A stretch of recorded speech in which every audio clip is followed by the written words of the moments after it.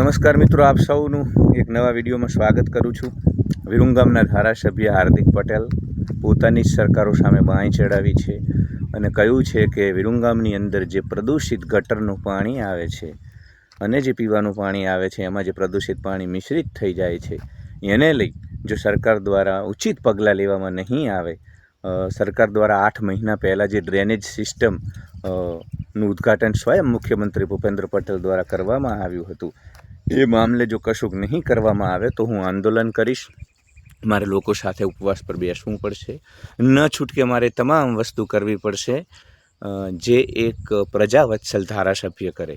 તો આમ હું હાર્દિક પટેલનો બહુ મોટો સમર્થક નથી, કેમ કે અરવિંદ કેજરીવાલની જેમ એ પણ ફરી ગયા, એમને પણ મોટી મોટી જીએમડીસીથી વાતો કરી, હું ક્યારેય ભાજપમાં નહીં જાઉં ને એ બધા પ્રકારના જે આશ્વાસનો આપ્યા હતા ગુજરાતની જનતાને, પાટીદાર સમાજને, ત્યારબાદ એ બધું વિસરી ગયા અને ભાજપમાં પણ ગયા અને ધારાસભ્ય પણ બની ગયા।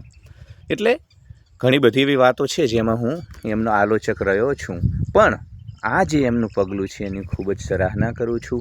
કેમ કે મિત્રો, બહુ અઘરું હોય છે। તમે ભાજપ સમર્થિત પંચાયતના સરપંચ પણ હોય ને તો પણ તમે એના વિરુદ્ધ કશું ન કરી શકો, એટલા બધા આ લોકો અહંકારી છે, ખૂબ જ મોટી મોટી વાતો કરે છે, રુજુમૃદુ હોવાની પણ તરત જ અસહનીય બની જાય છે અને તમને તહસ નહસ કરવા ઉપર આવી જાય છે।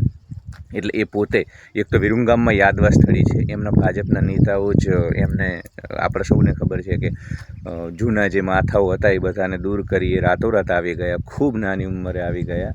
એટલે એમના જે જૂના જોગીઓ છે એ જ એમનાથી નારાજ છે ને આવા સમયમાં તમે સરકાર સામે બાંયો ચડાવો, આ પ્રકારના નિવેદનો આપો તો એ ખરેખર એક સાહસનું કામ છે, હિંમતનું કામ છે।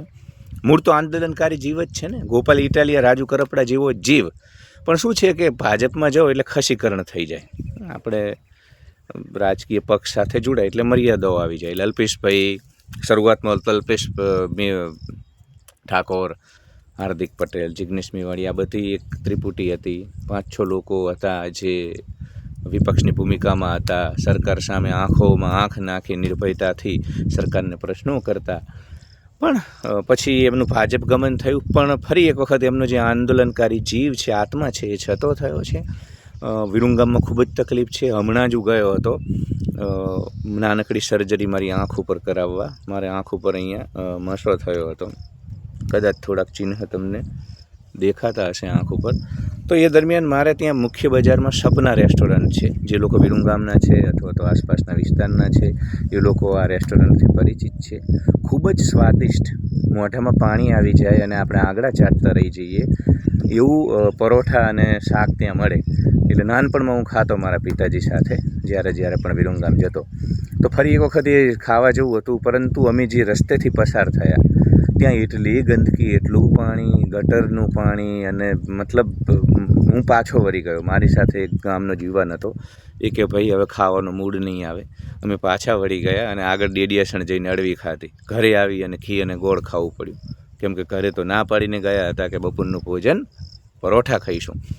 તો નજીક પહોંચીને પણ અમે પરોઠા ન ખાઈ શક્યા, એ પ્રકારની સ્થિતિ છે। હાર્દિક પટેલ સાચા છે। વિરુંગામ મહાનગર તો ન કહી શકાય, પણ વિરુંગામ નગરમાં ખૂબ જ ગંદકીનું સામ્રાજ્ય છે, ઠેર ઠેર ગંદકીના ઉકરડાઓ છે, દૂષિત પાણી લોકોને રંજાડી રહ્યું છે, લોકોને બીમાર કરી રહ્યું છે। તો આ મામલે લોકોએ પણ હાર્દિક પટેલનું સમર્થન કરવું જોઈએ અને હું પણ એમને જે હિંમત દેખાડી અને વિરુંગામની પ્રજા માટે, ભલે હાર્દિકભાઈનો જે ઇતિહાસ હોય પણ હાલ વિરુંગામની પ્રજા માટે, વિરુંગામના વિકાસ માટે જે એમની કટિબદ્ધતા છે ને, એ તો નિશ્ચિત પ્રશંસાને પાત્ર છે। વિરુંગામને લઈ અને એ જેટલા એક્ટિવ છે પોતાની, મતલબ એ વિસ્તારની, ધારાસભા વિસ્તારની પ્રજા માટે એના પ્રશ્નોને લઈ અને એ જેટલા સંવેદનશીલ છે એ પ્રશંસનીય છે। ધન્યવાદ।